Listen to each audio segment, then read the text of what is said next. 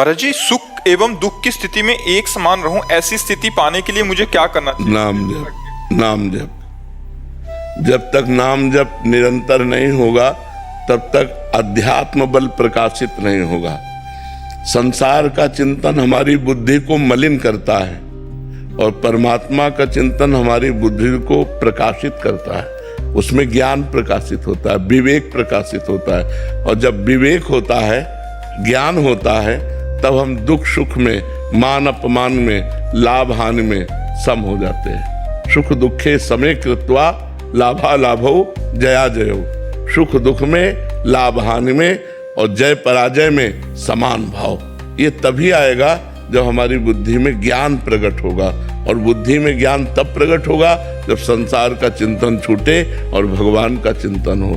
जितना परमात्मा का चिंतन किया जाता है उतनी बुद्धि प्रखर हो जाती है, और जितना संसार का चिंतन होता है वो बुद्धि बढ़ेगी लेकिन प्रखर नहीं होगी।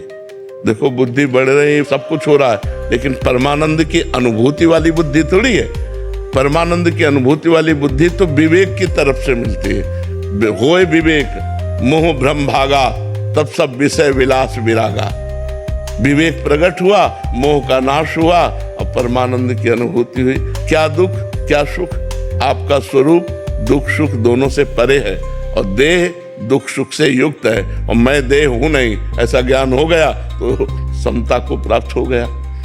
अब कोई हमारी निंदा कर रहा है, कोई हमारी वंदना कर रहा है, तो है कौन? मेरी ही तो आत्मा है। तो जैसे अपनी दांत से अपनी जबान कट जाए तो हम किसको गाली देंगे? अपने हाथ से अपने को चोट लग जाए तो हम किसको गाली देंगे? तो ये सब मेरे आत्म स्वरूप है। जब ज्ञान हो गया तो मान अपमान में सम हो जाता है, दुख सुख में सम। पर ये है कठिन, इसीलिए नाम जप करे, भगवान का नाम जप। कलयुग में नाम जप के प्रभाव से वो स्थिति प्राप्त होगी जो ध्यान के द्वारा सतयुग में और यज्ञ के द्वारा त्रेता में और पूजा के द्वारा द्वापर में, वही कलयुग में नाम के द्वारा स्थिति प्राप्त होती है।